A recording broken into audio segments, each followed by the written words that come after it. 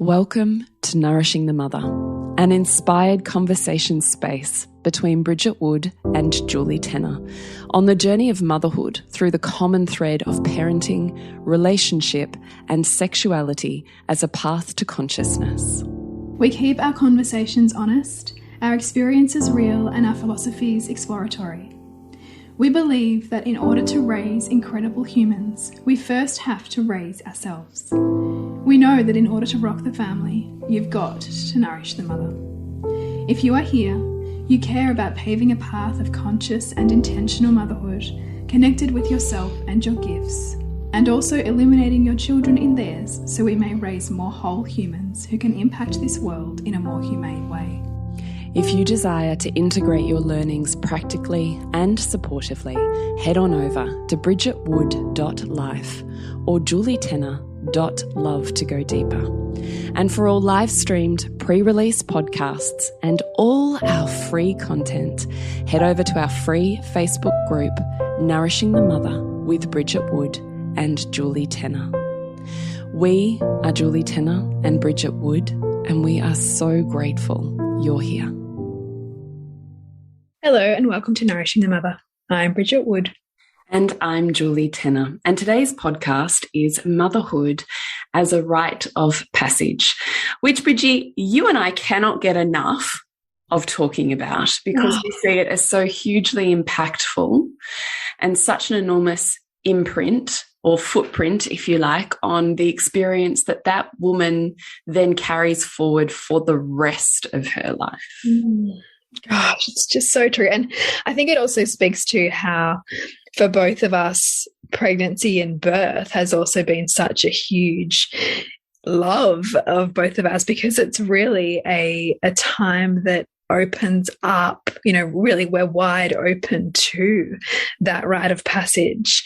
But that's not where it begins and ends. And I love that we're having this conversation because there are little points throughout our mothering journey that we are offered opportunity to grasp it as a rite of passage and to undo ourselves in order to be more and expand who we are as mothers and in turn what we give our children. So I'm really excited about this conversation. Me too. I just really want to highlight at the start of this that this is relevant for all of us because we're humans having a human experience. And as such, a rite of passage is just a really old word that says, I wish to honor and celebrate this enormous cracking open and change and reconciliation of this entire human. So there's a death and there's a rebirth, and then there's this space in between those two. And that's essentially what we're referring to as a rite of passage. So yes, we're talking about it today in the context of motherhood, but what you will hear is the why, what it looks like to be integrated and supported, and what it looks like to be unintegrated and unsupported. And you can apply that to any major change in your life whatsoever. So whether you are a mother, aren't a mother, are trying to be a mother, find yourself in the space of not wanting to be a mother, wherever you are, forget the part that says motherhood and just insert major change or transition or challenge in my life, and the same principles will apply. I love that you've said that. Yeah. So let's begin with why motherhood is a rite of passage.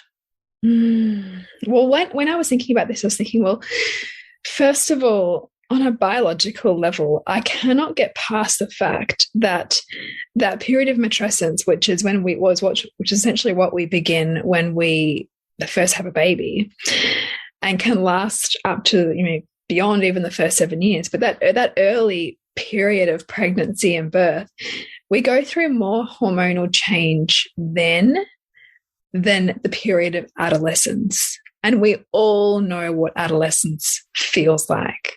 But we understand, as a culture, as a society, we tend to understand that adolescence is enormously transformative and sticky and icky and awkward and hard. And we try to have reverence for that. But how much do we actually really allow the reverence and the holding and the support purely just for the biological piece of transformation that motherhood does, and therefore, of course, changes everything. I mean, if your brain's changing that much, then your whole identity is shifting. You're nothing like who you were before, but yet we try to clutch onto that. And that can be where so many women, I think, come undone.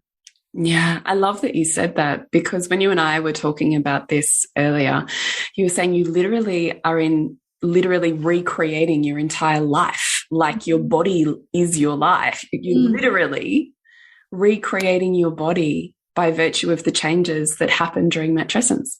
Yeah. Like, it's extraordinary. And I have the deepest compassion for my teenagers when I'm like, you are literally reminding your entire self.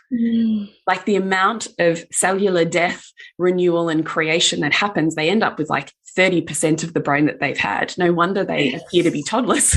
Yeah. And then I think... you probably have to remind yourself of that multiple times a day, right? Oh, like, that's no, I legit do. It's the weirdest thing. I know I'm digressing, but I'll just say how weird it is, because it is literally these huge, enormous bodies. And I'm going, have you taken your backpack as you're headed out the door? Oh, yeah, I'm going, have you got your shoes on? Like, it's like a toddler. It's like the most bizarre thing. And then I think about how it felt to feel like my brain had left my body with my placenta. I saw this mum before we went into our last lockdown. I saw this beautiful mum at school who just had a baby, and she was like, oh my God, I don't know what has happened to my brain. I don't know where anything is. I can't remember anything. And she was just recounting that part that I have the deepest, softest compassion for, because I remember what that feels like to go, hang on a minute. I was this hugely articulate, intelligent woman in the world who could validate the space and the time that she was in. And now I'm like, feeling so stupid and insignificant. What's yeah. What has happened to me? Yeah. And there's part of you that goes, good Lord, is this ever coming back? Like, I can't remember the thing I walked into this room for. I can't tell, like, your brain leaves, but it's because of what you're saying. You are literally recreating your brain and your physiology and your cells and your neurochemistry and your hormones, just as you remind and remake your body in adolescence. Like, it's really profound, isn't it? It's really, really huge, and yet so under supported, under recognized. And so we go around thinking we're stupid and can't keep up, or are somehow, lacking. Yeah, exactly. Exactly. I would like to tell you your brain does come back. So hang in there, because I promise you that it does, even if you're in that phase and you're worried about it. The other why for why motherhood is a rite of passage is the enormous body change. So we've just talked about it on a physical or biochemical level, but there's also my entire body has grown another body, has birthed another body, and now I'm left with this in between, the growing of another body, the birthing of another body, and not the body that I've always known and lived in up until this point in time. And I think that that's a really vulnerable, uncertain place to be. It's like, an animal shedding its skin, or a butterfly opening the cocoon where its wings are still wet and it has to wait for them to dry, and it's at its most vulnerable because it can't move, and it, all of the things, it's not ready to be fully fledged in the world. And I often think that's what it's like to live in the postpartum body, where you're not. Sometimes I think I don't know about you, Bridge, but I feel like I'm walking around in a body that's not even mine.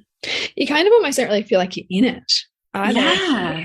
And because there's so much of you're giving to your baby, and you're orienting so much to your baby's experience, you're not often even orienting to your own. Like, it's like your body is first in service before it's yours in that stage. I know. Which can be really it can be really disorienting.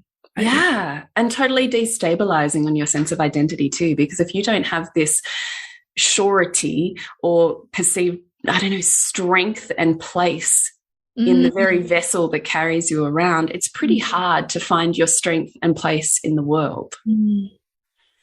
So I just think that's an incredibly vulnerable time.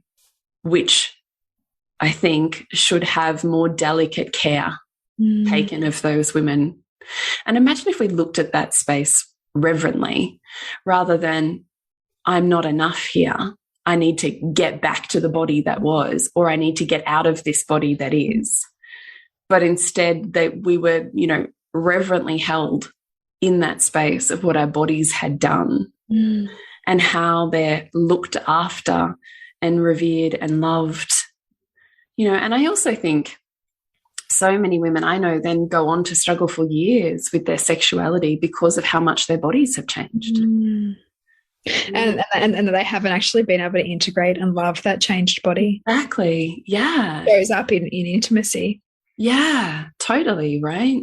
It can show up as pain during intercourse. It can show up as extreme body shame. It can show up as, you are not allowed to touch my belly because I'm in recoil.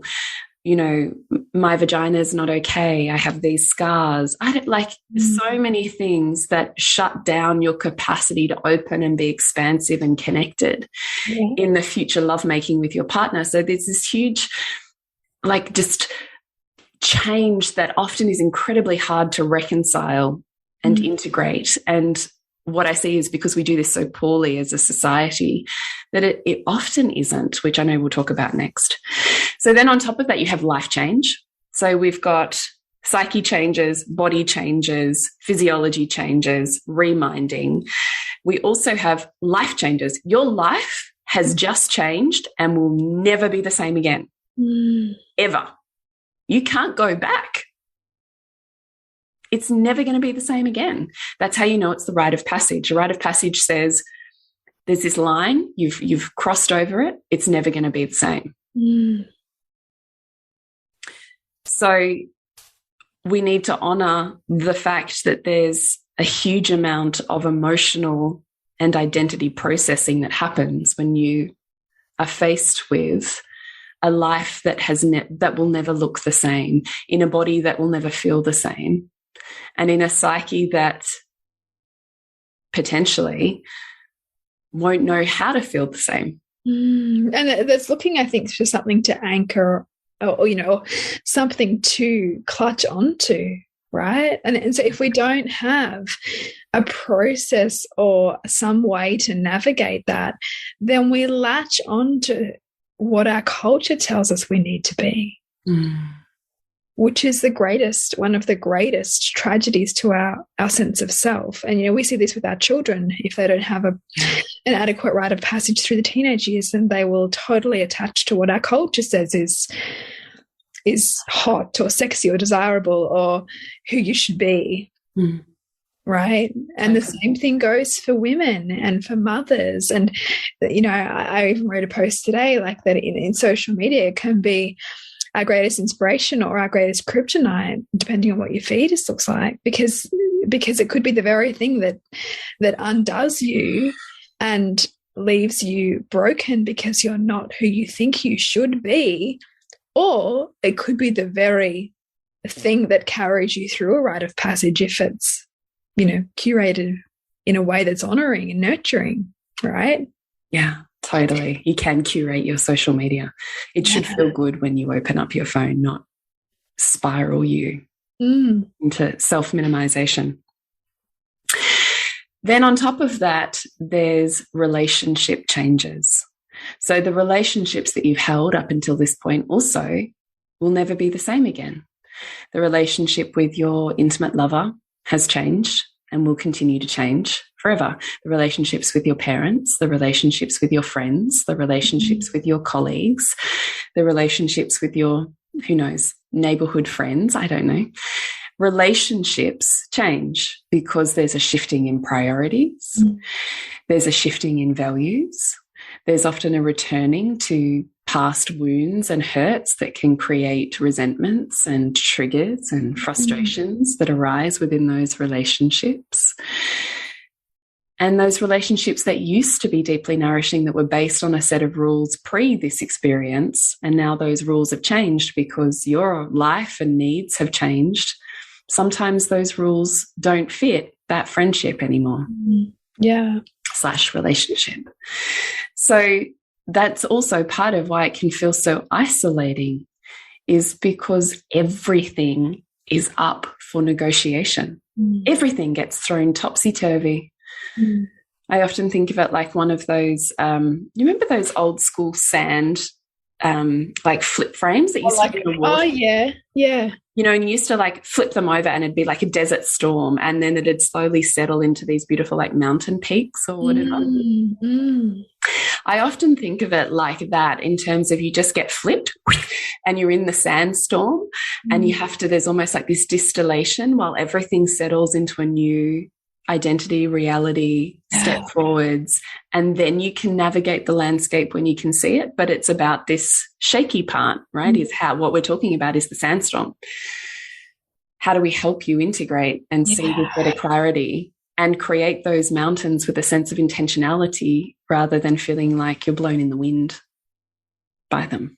And too, I mean, like, that's the difference between being able to find more ease in it is, how can I find a way to allow this to happen, you know, to allow this shaky ground to be here, to allow this transformation to be here, without doing everything that my prior identity or my personas, that aren't really me, but that it's who I'm attached to, without them coming up in a destructive way to try to clutch onto who I've been, or what I've established myself as, or how things used to be, and cause chaos, which is really just delaying the inevitable, which is your transformation.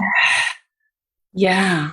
So motherhood is a rite of passage because it compels you, or allows you, to let go of who you were, and opens you up into unlocking the deeper mysteries that are available to you to access when you go through a rite of passage and you expand who you are, the consciousness that you are, and what you can know, see, feel, touch, taste, and expand into in this universe, right? It unlocks mysteries every time you walk through one of those passages.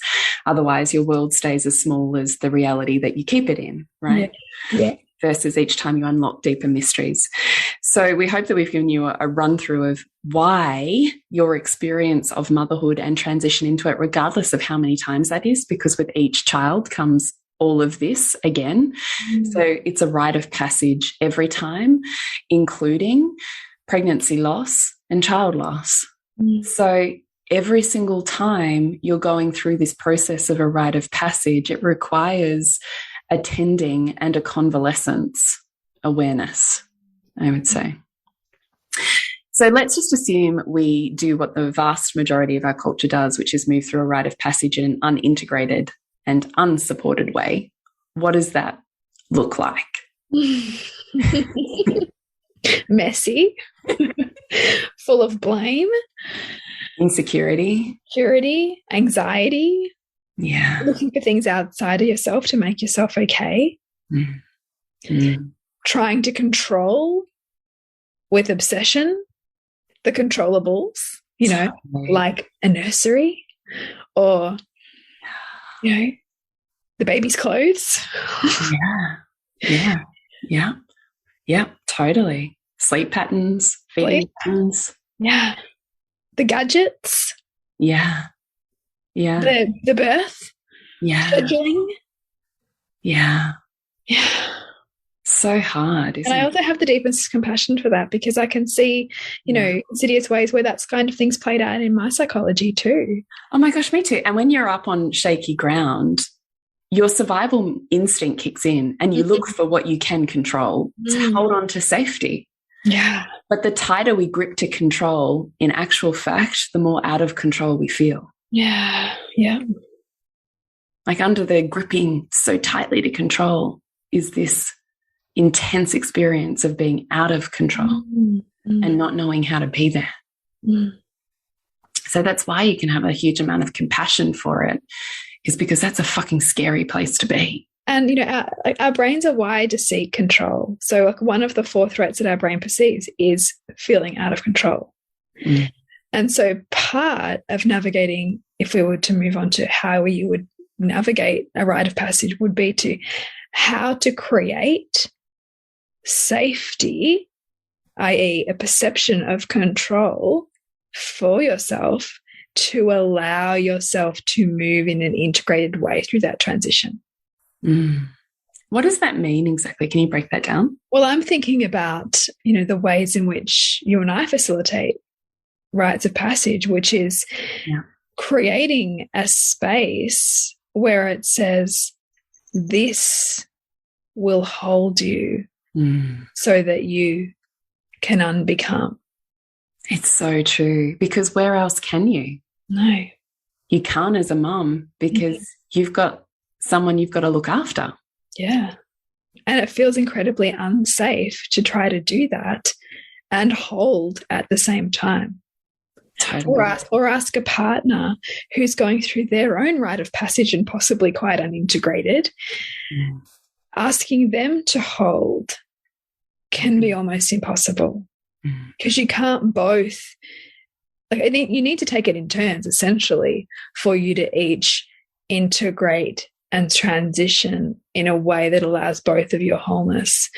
To have two people unraveling at a rapid rate is really hard to find any stability through. And that's why we need to seek those around us who can support us through that. Yeah, because it's a lot on any one human, isn't it? Yeah. It's huge. And I mean, you and I talking before we started recording about, being in lockdown and this nuclear experience that we're having, which is so unnatural and is not allowing for that rite of passage to take place. So many families going through enormous transition, at a time of great fear, instability, and then without community. It's a vulnerable place to be. It absolutely is. Yeah, absolutely is. We're just interrupting motherhood as a rite of passage to let you know what is open and available for you to jump into to deepen and expand at the moment. So what have you got going on, Bridgie? Coming up, beginning on the 18th of October, is Disrupt, Revealing the Mother Wound, which is a beautiful 5-week immersive space with me, where we will take you on a transformative unraveling of your own mother imprint and the broader social and cultural imprint that we live and exist in as mothers, as a way to really empower your own mothering journey and find more ease, flow, and joy in your parenting. What about you, Jules? And how do we find out about that? Head over to bridgetwood.life. And for the next 3 days, Sanctum, Safe, Sacred, and Sage-like Space Facilitation and Creation is open for enrollment. So if you're looking at really wanting to deepen and expand how you hold women and create spaces of gathering and ceremony, rites of passage, and explorations into what else might be possible in the work that you do, go and check that out at julietenner.love. So the other one that I wanted to touch on here, perhaps if we just return to the unintegrated and unsupported outcomes, is also just a lack of willingness to receive help, just this self-sufficiency at the cost of all else, so that I'm the good enough mother, or I'm doing the right things and I'm running myself into the ground. Perhaps I don't have the boundaries to refill my own cup. I'm so stuck in the cycle of needing to serve and be devoted to the service of everyone else that I'm exhausted and depleted. And that often what comes out of that is a self-protection of, I can't say that I can't do this, or I don't know how to say I need help, or, Joe down the street can do it, why can't I? Yeah. All of this self-protection that comes up in that space that has no reverence for what you yourself as a human and a psyche are going through, nor the mother wounds that you come with. Which might actually have deeply patterned that for you. Yeah. Right? So the survival response is, I have to do everything for myself because otherwise I die, right? If we have an extreme experience growing up where we had to feed ourselves or our mother didn't, right? So that gets activated in a way that it potentially hasn't been activated for decades. So that also can add to burnout, to lack of intimacy, to feeling incredibly unsafe in the world, because you're now having to have those pieces of you come up to be seen and felt. Yeah. That you haven't maybe met for a long time, that have just been part of your personality, but you've not quite understood why until you're here going, oh, all right, this is familiar now. This is why. It's such a lot we just leave women to do on their own. Yes. And on top of that is rearing of all old hurts, right? So there's the mother wound and the sister wound and the father wound and the brother wound.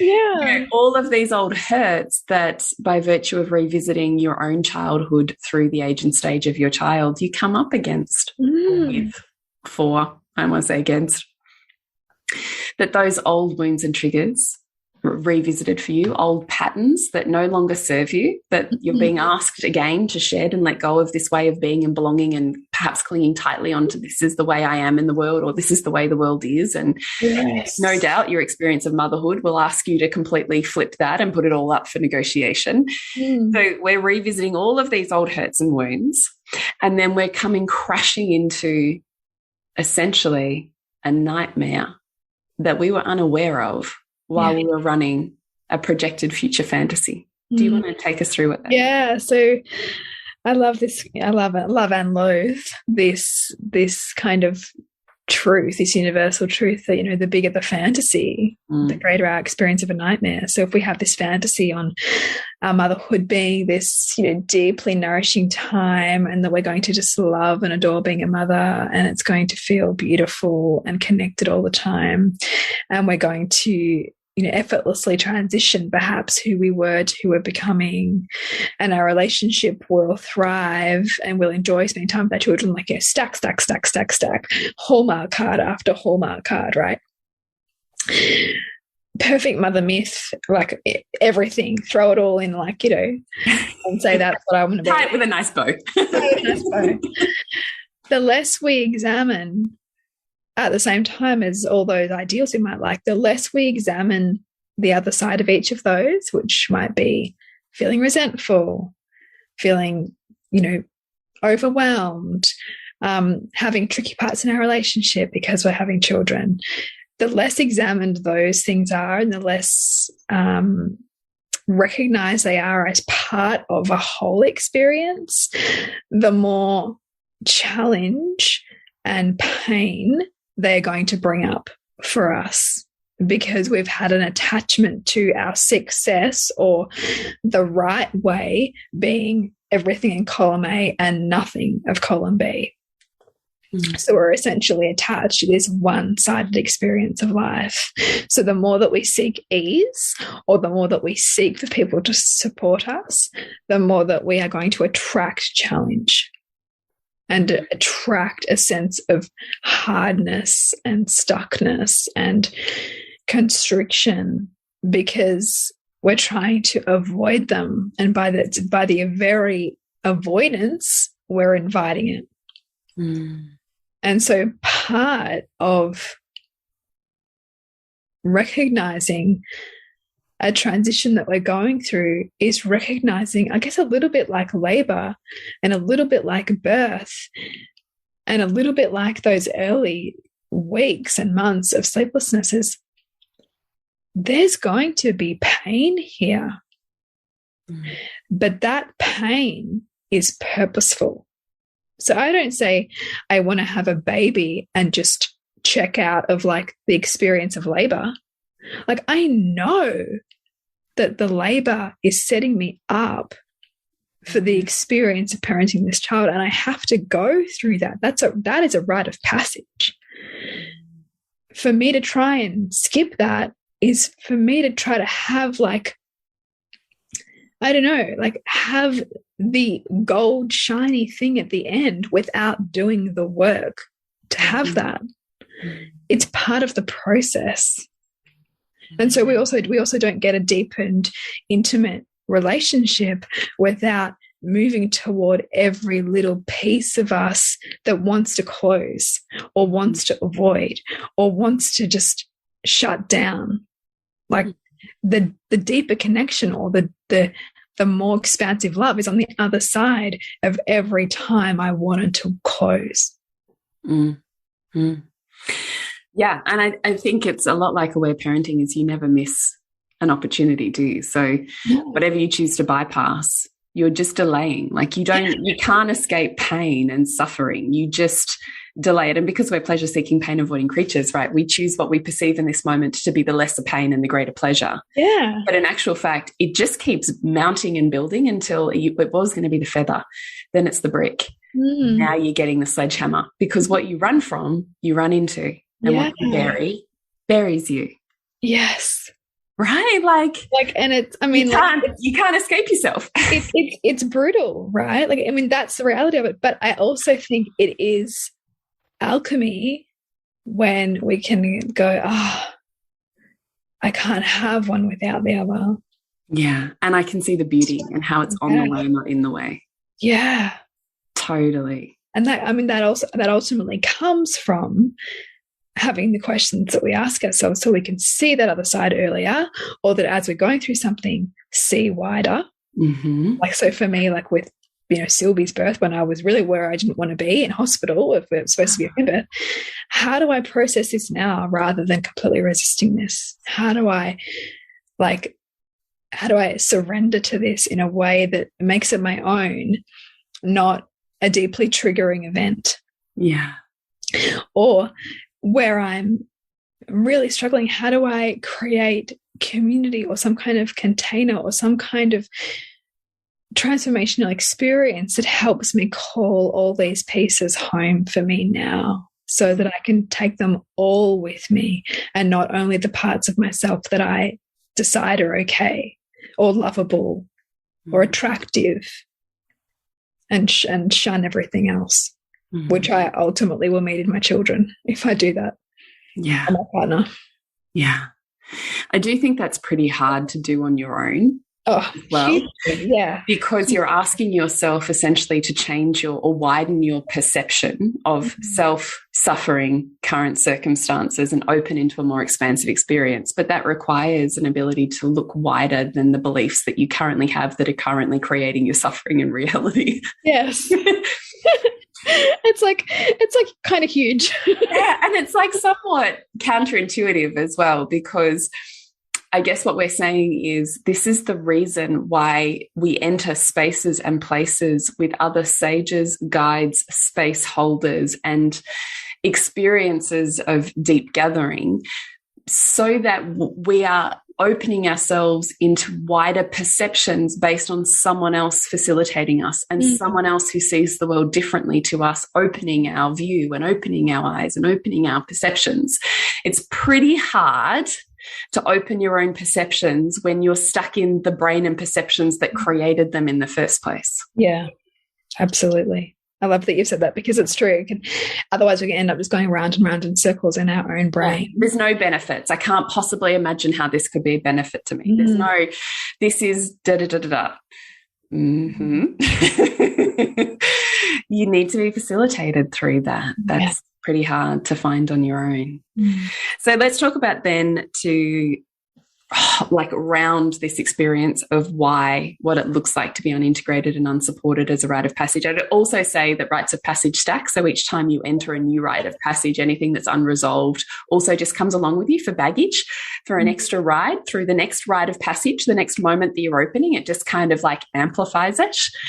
So whatever is unresolved always finds its way another opportunity to heal. So if we continuously avoid those opportunities to heal, which is what we were saying before, or we just don't know, or are unsupported and can't, then it just kind of stacks and gets harder and harder each time we enter a new rite of passage or / life entirely upheaved and everything up for renegotiation in whatever form that looks like. So a supported or integrated journey, I just want to riff on that a little bit, on what that would look like that's different to the unintegrated experience of motherhood as a rite of passage. So the first thing, then I'll shift to you, Bridgie, the first thing that comes up for me is just making your experience okay, worthy, and really normal, rather than thinking that you're abnormal, having an isolated experience, disconnected from self and other, unable to be authentic because there's all these things in the way blocking you or wrong with you, not able to reveal your true self or find your authentic next self because of all of those blocks towards all of the upheaval and change and intimacy and all of the things. So when I think about holding women with reverence through a rite of passage, it first and foremost looks like offering them a space and a map with a torch that says your grief, your isolation, your suffering, your fear, your difficulty integrating and like fully loving this new life is all really normal. So instead of trying to make any of those experiences wrong, because you have a healthy baby, you should be so happy. You're so blessed. So therefore, let's discount anything that's not that so that we don't have to listen to the suffering of women. It's a very patriarchal notion. Be quiet or you're hysterical. Yes, God. Isn't it? Yeah. So I really just love that a space that holds you through a rite of passage just looks at you and says, I see that grief. Yeah. It is okay to grieve who you were and the life that you had and grieve the way things, it's okay to be in grief. That's okay. It's like a death. It's like a funeral. We have to be willing to, before we can get to the point of celebrating that person's life that's just left us, we have to let ourselves move through the heartbreak that it is to lose them. So what does it look like to sit with the grief? And after the grief probably comes this feeling of complete isolation. Nobody gets me. I've had this experience that's been has completely and utterly changed me on a really real and on every level. And the rest of the world seems not to notice and to have just carried on with its business. And I can't reconcile those two.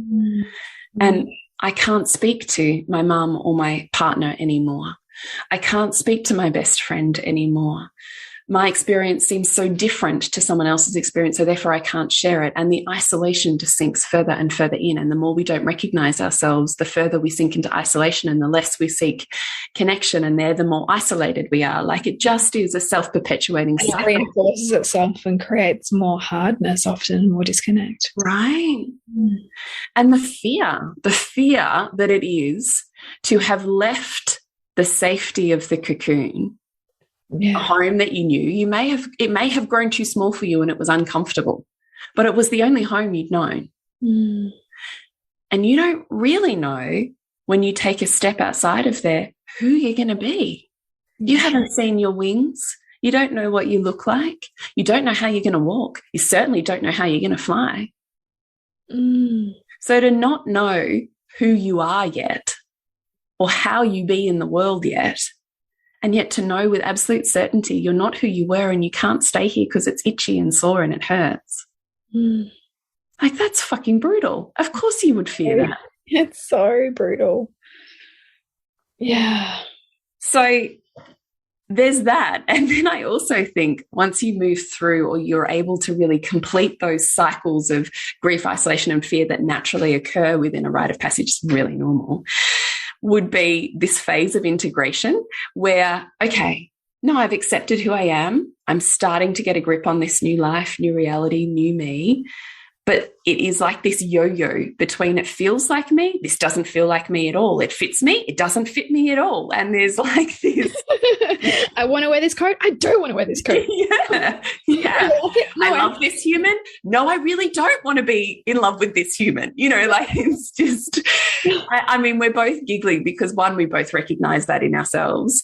And two, we have the deepest compassion for how confusing and disorienting that is as an experience. And also too, because in our culture we're also celebrated for our certainty and we're patted on our head for what we know, and the linear path and where we're going is really what everybody wants to put their attention on. Whereas the messiness and the not knowing and the disheveled, you know, crawling through the darkness as you try to find who you are, that's all in shadow, right? So we're also trying to find our place in the world and be seen in that. And it's not really held up as any kind of measure of success, which further, you know, contributes to our shame. Yeah, totally, totally.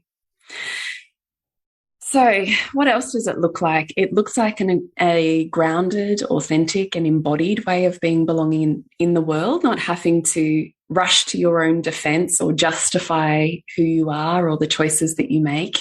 It's an open-hearted space of, I know with certainty that I love the choices that I'm making because they're not in reaction to my mother wound. So therefore it's actually an authentic choice, not a reaction. And I don't have to defend them from attack because there's part of me that's really uncertain and fearful. I can love you and your experience because I love you and your experience. But that doesn't mean I love me and my experience any less. So it looks like an integration of love, I think. And that pairs of opposites can exist without one needing to be better than the other. Yeah. Yeah. Yeah. I think it looks like an expansion of self that at some point, probably between the, 9 and 12 month mark postpartum, you start to fall in love with. And you get that rush of, it might at first only be a flutter or an occasional, wave, but you start to get that wave of, I can see the world differently. I am different. And you start to get that excited kind of, I'm moving, I'm expanding. Like, that's a beautiful feeling. It is. It's almost like the world's like in Technicolor. Yeah. Everything's it reminds me of the book, The Celestine Prophecy, where like you can actually see everything vibrating. It's like everything is kind of, you come alive to the world again. Yeah. Totes. God, I read that book when I was like 14 and fucking loved it. Yeah, I haven't read it for so long and I really want to read it again. Yeah, it's so funny you've said that to me. You're like the third person that said it to me in like a week, just randomly. Oh, really? Yeah, I'm like, okay. Need to reread. Yeah, need to reread. And I would say that it looks like someone who is comfortable with their new identity and who finds that stepping into their new identity more easeful, because they're not struggling to reconcile who they are and they're not struggling to go back to who they were. Yeah. Yeah. They're okay in the transition. Yeah. And in being in that place. Sometimes of not knowing and being comfortable with the not knowing. But a finding of self and authenticity. So I really hope that through this, you have gained an enormous reverence for yourself and the transitions that you have made in your lifetime. I'm sure a number of times, and that perhaps went unseen, unrecognized, unsupported, and had hangovers of lack of integration, and the deepest compassion for how that complicated the experiences that you had leading into that new identity. And what does it look like to create a different framework for the women of the future and for ourselves, because we will continue to move through rites of passage until the day we die, which is our final rite of passage. So what does it look like to really build and construct a community and carve out a space where you can be deeply authentic in a way that is not safe in other areas of your life or possible? What does that look like to do? How do you find that?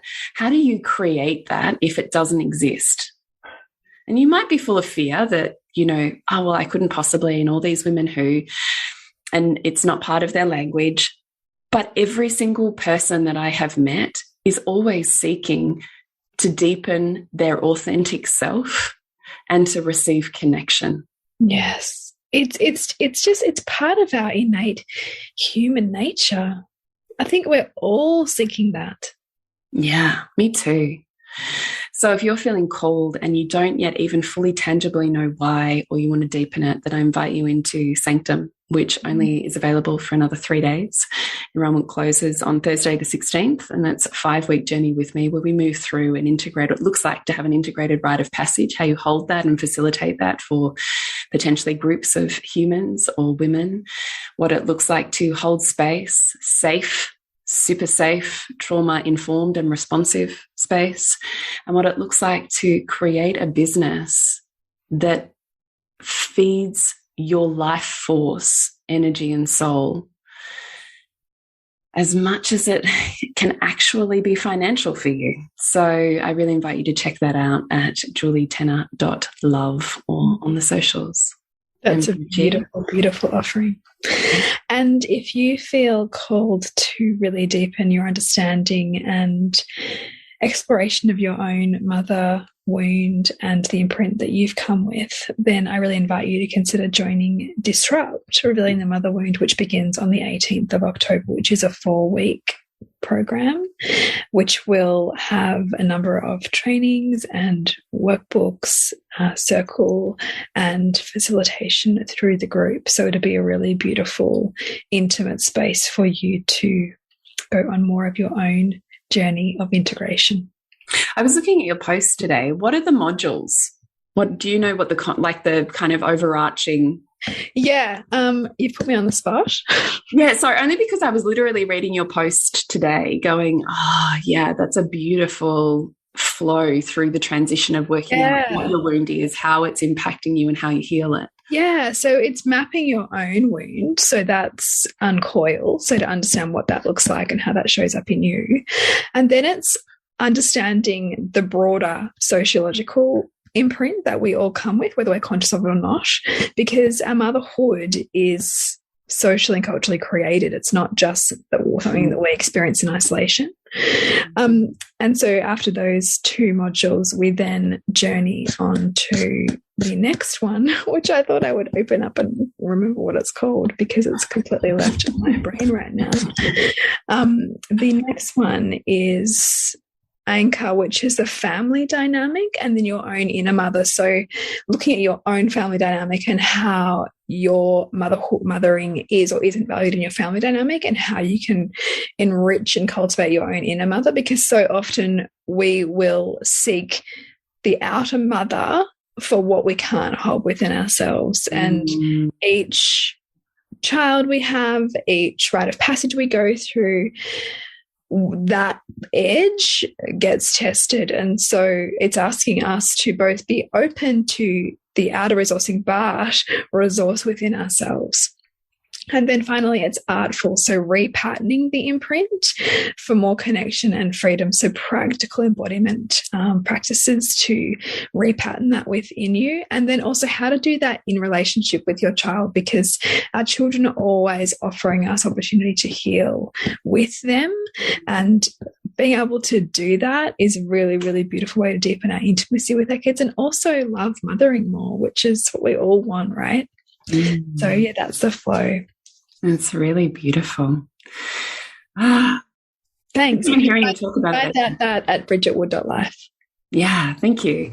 So we love to hear how you enjoyed this podcast, what you got from it, what your key learnings, insights, or takeaways were. We would love to hear from you if there's questions we can answer, discussions you'd love us to have, or questions you would love us to answer. So please reach out to either Bridget or myself on socials.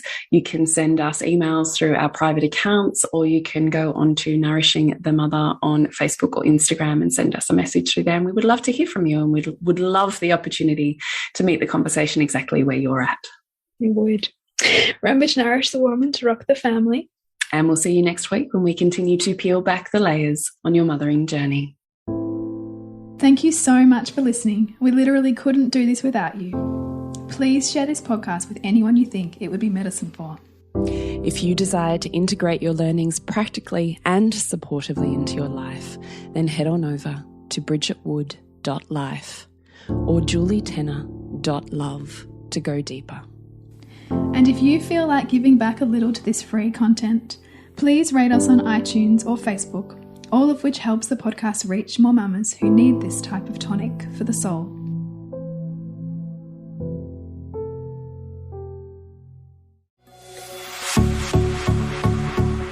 This has been a production of TheWellnessCouch.com. Check us out on Facebook and join in the conversation on Facebook.com/TheWellnessCouch. Subscribe to each show on iTunes and check us out on Twitter. The Wellness Couch, streaming wellness into your lives. Whilst the Wellness Couch presenter endeavor to provide accurate and helpful information to their listeners, these podcasts cannot take into account individual circumstances and are not intended to be a substitute for health and medical advice from a qualified health professional. You should always seek the advice of a qualified health professional before acting on any of the information provided by any of the Wellness Couch podcasts.